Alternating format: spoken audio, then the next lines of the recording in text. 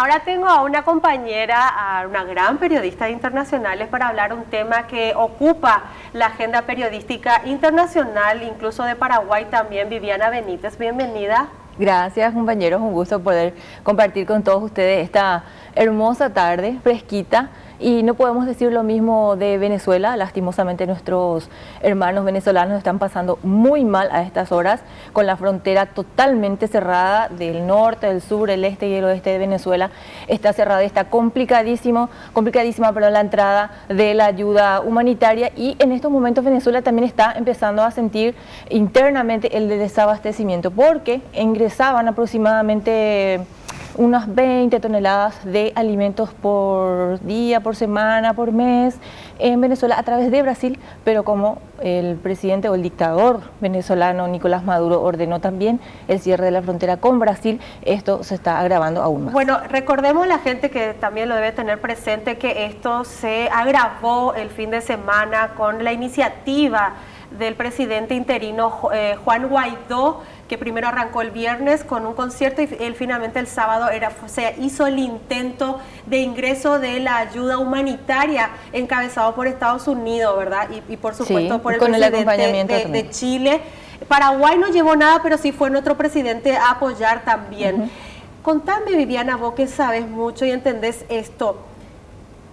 ¿Fue una buena iniciativa? ¿Sirvió de algo o hubo un retroceso en esto de Juan Guaidó respecto? ¿Salió perdiendo? ¿Qué pasó?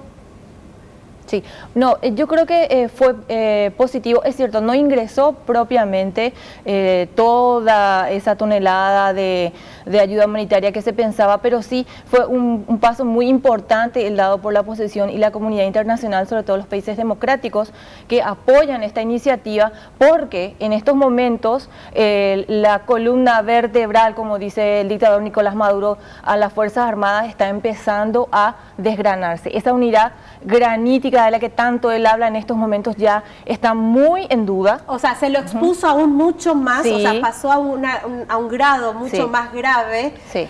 Y empezó, por supuesto, hubo hasta ayer había más de 150 soldados de la Fuerza Armada de Maduro que desertaron, que finalmente se fueron del otro lado.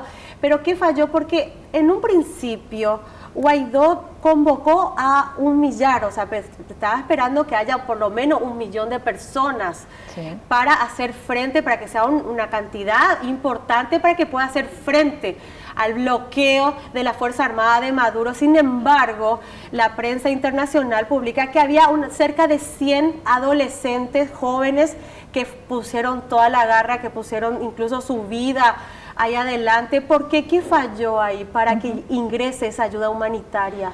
Bueno, en estos momentos lo que se puede saber de ese primer frente que se intentó es que no se considera como un fracaso. No es que porque no haya llegado a los 1 millón de voluntarios no se haya podido romper eso, sino que la comunidad internacional y la oposición venezolana lo que buscaba es hacer ingresar esa ayuda en forma pacífica, porque no se pueden violentar las fronteras.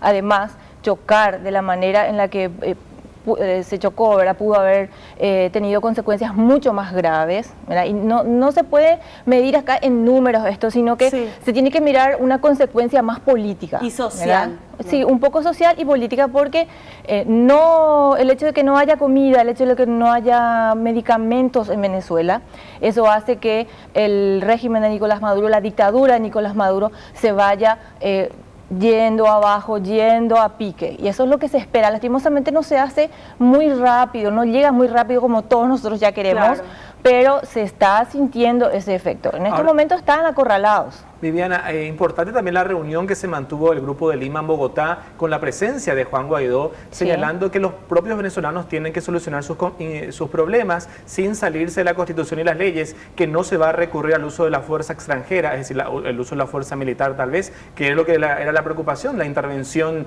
de los militares estadounidenses. Y otro punto también analizable es el hecho de que Juan Guaidó promete volver a Caracas, volver a Venezuela, donde probablemente puede quedar detenido. Eso es lo que se está temiendo en estos momentos. De hecho, el Poder Judicial ordenó, o sea, le prohibió a él salir de Venezuela, pero él argumenta de que ese Poder Judicial es leal a la dictadura, y sabemos que eso es así. En Venezuela en estos momentos no existe la separación de poderes, no existe la independencia de poderes. De hecho, el único que no sigue la línea de Maduro es el Poder Legislativo. Entonces, Guaidó argumenta de que él no va a hacer caso a un poder judicial no reconocido o no democrático. Claro, Vivi, también sí, con respecto a todo lo que está sucediendo con Guaidó y con Maduro, con la ayuda humanitaria que nunca llegó, con todos los problemas que están rodeando a Venezuela ahora mismo, también surgió el tema de los periodistas que fueron a hacerle cierto tipo de entrevista a Nicolás Maduro, que lo molestó bastante. Inclusive llegaron a mostrarle un video que hizo que él tenga una reacción inesperada realmente y que termine también de exponerlo a él de una manera sumamente negativa para todos, porque terminaron siendo como hasta víctimas, se podría decir, esos periodistas que le hicieron una entrevista que no le agradó para nada y le mostraron un video también de la realidad venezolana que no le agradó para nada. Gaby está hablando, para ponerle en contexto a la gente, del periodista de Univisión. Sí, Jorge Ramos. Exactamente, que finalmente logró sorpresivamente una entrevista con Nicolás Maduro. Él accedió a una entrevista, fue el periodista hasta el Palacio de Miraflores, donde para reunirse, arrancó la entrevista después de 17 minutos, por supuesto, haciendo preguntas que incomodaron al dictador. Finalmente mostraron un video muy fuerte, un video que muestra un poco la realidad, porque cuando hablamos de crisis económica a veces nos cuesta a nosotros dimensionar lo que están viviendo nuestros hermanos venezolanos, porque ninguno de nosotros pasamos hambre. Ahí vemos, para entender de lo que estamos hablando. Muy fuerte, la verdad. Muy fuerte el video. Ellos no tienen para comer, ellos están pasando hambre. Ni hablemos de enfermedades que requieren medicamentos. Estamos hablando de una carencia de insumos básicos, de analgésicos, de antibióticos. En estos momentos Venezuela está en un colapso económico y médico, ¿no? Como consecuencia de una mala administración, porque Venezuela es un país petrolero, es el país con las mayores reservas de petróleo del mundo y comprobada. Totalmente. Incluso está sobre Arabia Saudita, que es la otra también un país muy rico en petróleo. ¿Y qué hizo el chavismo en estos 20 años de gobierno? Lo que hizo fue despilfarrar toda esa fortuna, ¿no?, en clientelismo. ¿Por qué? Para seguir en el poder. A propósito, estamos en contacto con el periodista Edwin Soto del periódico El Tiempo de Colombia, con quien podemos ampliar. Edward Soto, precisamente periodista del Tiempo de Colombia, con quien podemos dialogar también sobre este tema. ¿Cómo estás, Edward? Bienvenido aquí a Paraguay, a ABC TV. ¿Cómo estás? Buenas tardes. ¿Qué tal? Muy buenas tardes. Un saludo muy especial para ustedes, para la mesa de trabajo y para todos los oyentes. Bueno, qué situación que se está viviendo en Venezuela y en Colombia, también mucha preocupación al respecto porque se ha cerrado la frontera. ¿Cuántos venezolanos que han precisamente pasado antes? Y ustedes que están precisamente siguiendo el caso minuto a minuto, ¿qué novedades tenemos allí precisamente en Colombia? Sí, la verdad la situación en la frontera es un poco dramática.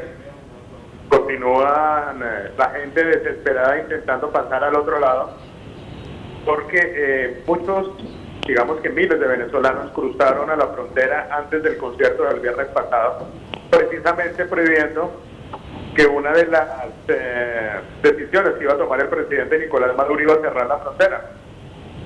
El asunto es que muchos de estos venezolanos que pasaron aquí a este lado de la frontera a comprar productos, a comprar alimentos, medicinas y en general bienes de primera necesidad, no han podido regresar a su país por los cierres de las fronteras. A lo que se suma que sigue habiendo disturbios en los dos puentes, choques con la Guardia Nacional Bolivariana y en general ya pues el problema que ustedes han venido comentando de la inmigración. Colombia es un país que ha recibido poco más de 1 millón de inmigrantes venezolanos y la verdad la economía no da para tanto. Edward, ¿cómo te va? Te saluda Viviana. Hola Viviana, ¿qué tal? Gusto saludarte. Igualmente, tuvimos el gusto de conocernos con Edward en un taller que hicimos de periodismo en Bogotá precisamente. Edward, comentanos un poquito, lo último que yo había leído es que aproximadamente 35.000 venezolanos cruzan por día por caminos irregulares para tratar de acceder al lado colombiano a comida, a medicamentos o incluso ya en busca de libertad, que es lo que más ansía en estos momentos el pueblo venezolano.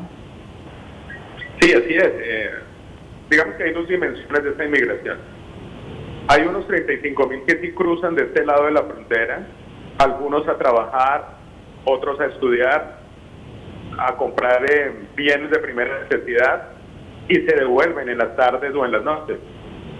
Otros ya toman la decisión de salir definitivamente de Venezuela, vienen con sus maletas, con sus familias, a emprender un camino larguísimo por tierra o incluso caminando, que los lleva al interior de Colombia o los lleva un poco más lejos, hacia otros países como Ecuador, Perú, Chile o incluso Argentina. Sí, también llegaron a Paraguay. Los principales receptores. Exactamente, Paraguay y a Brasil por el otro lado.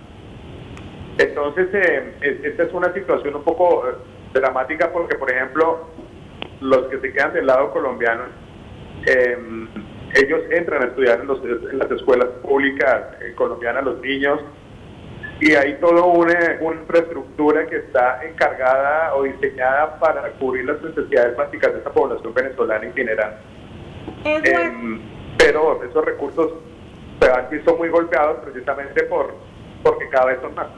Edward, ¿qué hay de cierto que ha publicado un medio, El País, ha publicado que muchos venezolanos, por la cantidad que son, incluso también en Colombia, no encuentran trabajo y van a trabajar las plantaciones de droga? ¿Eso es así? Es totalmente cierto, pero no solamente las plantaciones de droga. Por ejemplo, es cafetero y el café en Colombia se recoge a mano. Sí. Pues resulta que en las últimas dos grandes cosechas cafeteras del país no ha habido la suficiente mano de obra colombiana para cumplir esa labor. Entonces, la llegada de la mano de obra venezolana ha sido una especie de bendición para el gremio cafetero, que es uno de los principales productos de exportación colombianos, porque ellos sí se han dado la tarea de recoger ese café a mano, que es la tradición aquí en Colombia, porque ya no hay mano de obra local en la cantidad necesaria para cubrir eso. Por supuesto, esto es una actividad absolutamente legal. Por supuesto, otros han tenido que dedicarse a la extracción, a hacer lo que se denomina aquí en Colombia raspaquines, es decir, el cultivo de la hoja de coca. Pero eso es absolutamente cierto, pero quizás no en la dimensión que algunos medios de comunicación en el mundo lo están mostrando, porque en general se ubican en bastantes sectores de la economía colombiana, no solamente en la ilegal. Claro, totalmente. Edward, te agradecemos este contacto. Ojalá que Venezuela logre por fin superar estas situaciones bastante dramáticas, evitando derramamiento de sangre y que obviamente los venezolanos puedan tener un presidente distinto, un presidente que precisamente ya no refleje que los venezolanos puedan cruzar frontera buscando alimentos o medicinas. Edward, un abrazo hasta cada momento. Hasta luego, esté muy bien y saludos.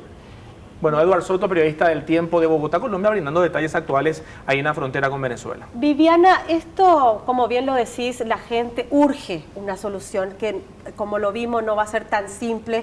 En el Grupo de Lima, que se reunió los cancilleres el día de ayer, lo bueno, en particular, que se resolvió es no una injerencia militar externa, porque eso sería más trágico aún para el pueblo. Pero, ¿qué acción determinaron tomar con este grupo, ¿no? del que forma parte también Paraguay?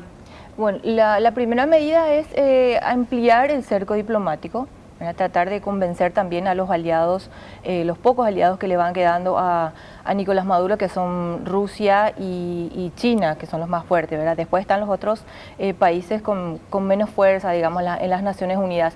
Hoy está convocada una reunión de urgencia pedida por Estados Unidos en las Naciones Unidas, pero vamos a ver qué tal reacciona Rusia y China, porque los dos países aliados de Maduro tienen fuerza de voto. Y lo que pide Estados Unidos en la reunión es que se exija a través de las Naciones Unidas la convocatoria de elecciones limpias, libres y democráticas. Bueno, realmente ojalá va a ser muy difícil porque están tratando de convencer a los que no quieren ser convencidos que es la misma dictadura y la gente realmente está muy debilitada, el pueblo de Venezuela. Vamos a un corte muy breve y ya volvemos con Enfiestados. Gracias, Vivi. Gracias, Vivi.